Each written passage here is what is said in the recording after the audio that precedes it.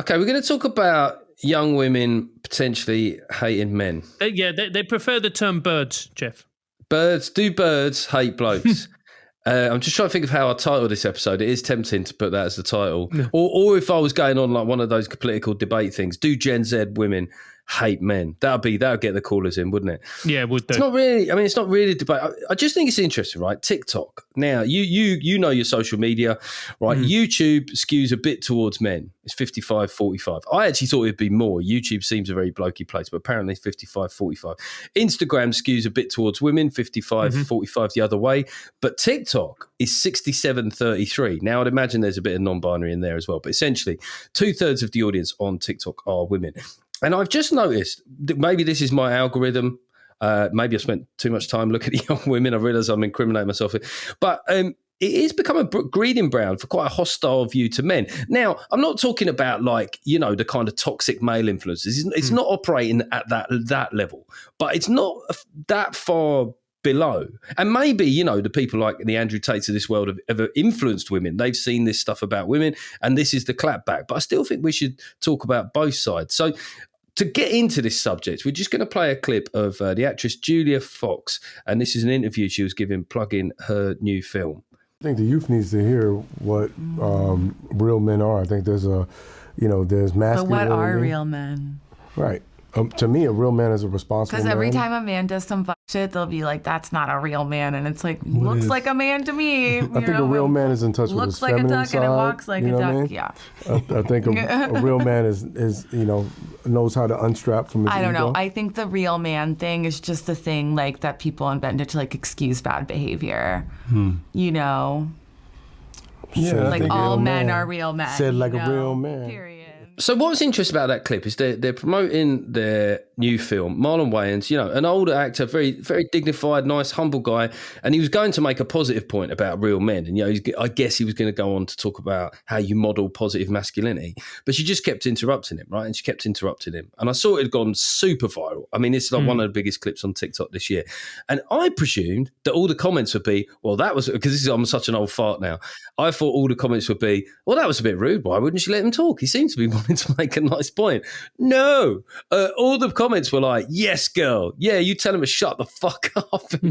And these were comments. The comments themselves were getting like tens and tens of thousands of likes. And essentially, what she was sort of saying was that the actions of toxic, violent, aggressive, narcissistic men should be, you can't now make a distinction. The actions of those men is somehow all men. I don't know. You're good with the social media. Is this a trend that you've noticed as well? Well, it's very interesting. So last year when I was in Miami, it was on my YouTube channel and people can go and watch it. And it's very interesting. So I did a little documentary on dating culture, hookup culture, and I went to Miami. I was in Miami when we were doing one of our America trips. And I was talking to lots of young men and young women. And the schism between young men and young women is actually very worrying. The young men that I talked to were very, very cynical towards young women. They said that young women are increasingly becoming more materialistic, more looks-based. Everything was about, you've got to be 6 foot, you've got to earn 6 figures, you've got to have a six-pack, is the kind of the classic trope that gets repeated again and again. And they were very, very pro-Andrew Tate because their argument was, in a society which denigrates masculinity, Tate is one of the few people that celebrates masculinity, that shows men a way to go push forward and to succeed. The women were very, very, very suspicious of men. They were saying that the men were only after one thing, the dating culture, and also the way that men are being at the moment means that there are actually,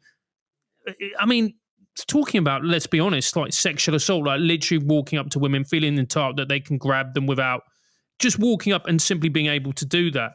And the thing that I noticed was just like the sadness between both groups, because both groups felt that they were unable to trust each other, and that actually all either side was interested in, one was sex and the other one was just material possessions. So it's kind of transactional. I think it's absolutely fair to say, like, a lot of the things the issues women have are legitimate things that they talk about, but I just don't think this side of it gets scrutinized. We have a lot of a chat about what are your sons watching. I think it's also legitimate to say what are your daughters watching. And what you say is absolutely right. We all know that social media, what it does best is it divides people. And surprise, surprise, the consumption of content has managed to create a divide between the biggest divide, which is the 50-50 one, between men and women.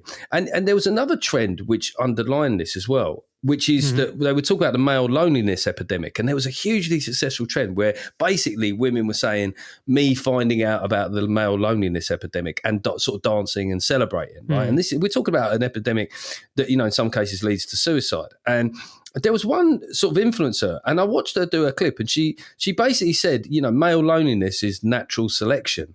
And I was like, fucking hell. I mean, she was sort of sounds like, when you hear about those creepy eugenicists from the early 1900s that would basically base their racism in like science.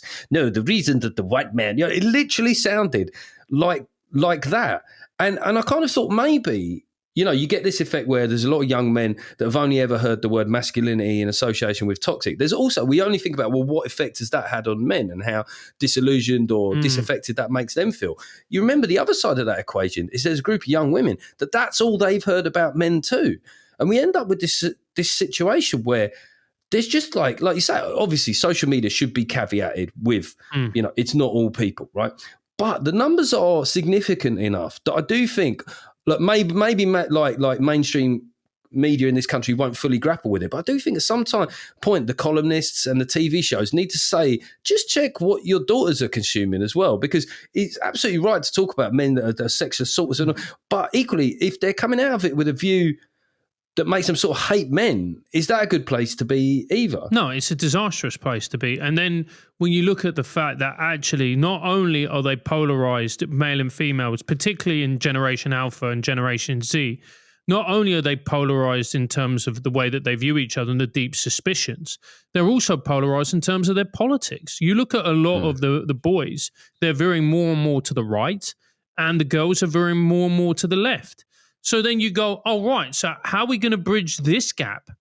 If not only do they distrust each other on a very personal and fundamental level, but they also distrust each other politically. And then you're going to go, you're going to have, women who say, oh, never kiss a Tory is one. But I'm sure never date a Republican, never date someone on the right. You must agree with this. And then the men who are just like, oh, if you've got pronouns in your bio, that shows that you're some kind of weird. And you go, already life is difficult enough as it is. Already we're dividing people into camps. And you think about the population crisis, we're just making it increasingly worse. It's just getting worse because people are not meeting each other, and they're literally, there is no connection happening, because even before you get a chance to meet each other in real life, you're going, oh, she's got pronouns, or he said that, or whatever it may be. And what these kids are missing out on, sorry, we should probably introduce a note of levity here, but I think it's a good discussion, is they're missing out on the joy of a grudge fuck. Yeah. Angry sex, Jeffrey. Having sex with somebody that you don't fully like. It's got to be mutual. Like you have issues with their opinions. There's a frisson there. A frisson. You're a language guy. What did I mean to say? Frisson. Yeah, it's kind of exciting. The idea that you have to agree with people is fundamentally ridiculous.